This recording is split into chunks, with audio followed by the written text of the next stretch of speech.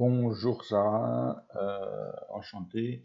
Donc voici mes remarques sur votre CV.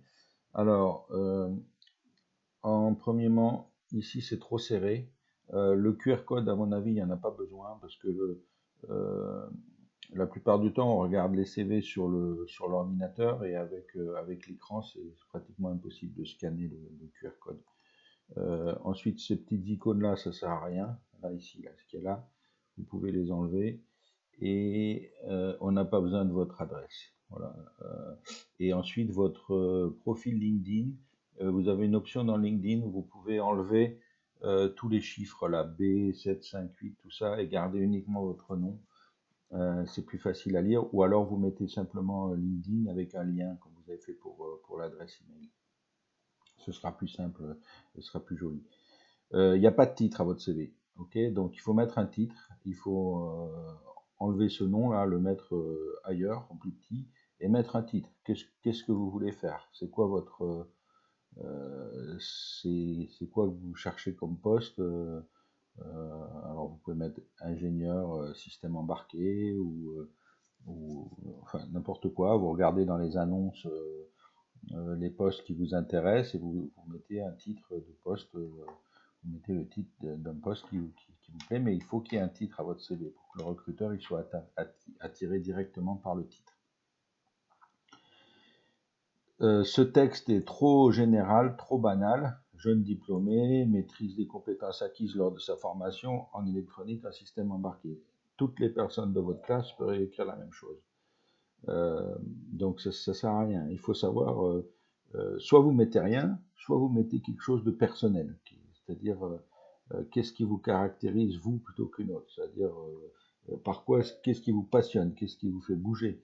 Voilà, enthousiaste, motivé, tout le monde peut mettre ça. D'accord. Ensuite, vous répétez jeune diplômé et cherche à initier sa carrière. Maintenant, c'est fini. Maintenant, vous devez vous présenter comme un futur employé, c'est-à-dire qu'est-ce que vous pouvez faire comme travail. Et donc ça, vous devez faire une réflexion là-dessus, bien réfléchir à votre positionnement. Vous avez des expériences qui sont très intéressantes dans des domaines de pointe à la mode où on recrute. Donc il faut vous positionner comme ça. Mais pas là une phrase générale comme ça sert à rien. Alors ensuite, dans la présentation de votre formation, ça va pas. Ça sert à rien. Ok, d'accord. Par contre, il faut mieux mettre en avant votre double diplôme. Et codiplomation, je suis même pas sûr que ça se dit en français. Donc simplement, faites deux lignes. Vous faites une ligne 2020, même pas, on marque pas diplôme, on met ingénieur en électrique et électronique spécialisé informatique industrielle automatisée. Une ligne. Deuxième ligne, master en système embarqué M2. Voilà, c'est tout. Là, vous avez deux lignes et vous enlevez tout ça et vous récupérez plein de place. Alors, ici dans les compétences, il faut mettre votre niveau, comme je l'ai dit dans la formation. Donc en face de chaque compétence, vous pouvez mettre des petites étoiles ou des ronds ou une jauge ou quelque chose pour que le recruteur il voit tout de suite où vous êtes forte ou pas. Parce que là, il y a énormément ici de thèmes différents. On se dit, bon, ok, elle ne peut pas être forte dans tous ces thèmes-là. Et donc, je ne sais pas dans quel domaine elle est forte. Voilà. Donc, je suis bien embêté. Donc là, il faut mettre votre niveau dans les différentes compétences. Ensuite, ici, il y a trop de trucs là, tous ces carrés là, moi ça me perturbe quand je lis. Et puis ça me donne pas d'autres informations que ce qu'il y a déjà là. Donc ça, pour moi, il faut les virer, tous ces petits carrés là, et faire une section compétences avec vos niveaux à chaque fois. Dans chacune de vos projets, il faut indiquer vos résultats, comme je disais également dans la formation. C'est-à-dire, ici, maquette d'acquisition de stockage, ok, très bien, mais est-ce que ça marche? Est-ce que ça a été implémenté? Et si ça a été implémenté, ça a servi à quoi? Ça a servi à faire gagner du temps, à faire gagner de l'argent. Enfin, j'ai fait un mail avec le modèle de CV où je vous aide pour trouver des résultats. Posez-vous toutes ces questions qu'il y a dans ce mail et essayez de mettre des résultats concrets, des choses que quand je suis recruteur, je vais me dire, ah oui, elle va, si je l'embauche, elle peut faire ça. Elle peut faire ça. Voilà. Et ça, c'est vrai pour tous vos stages. Là,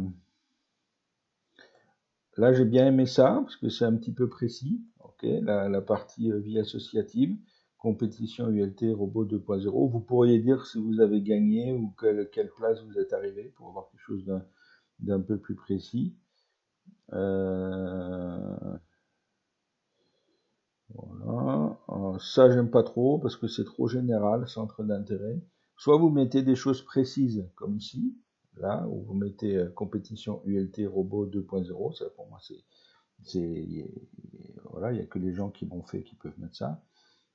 Soit vous mettez rien. Voilà. Mais mettre une console de jeu, un appareil photo et de la lecture, non.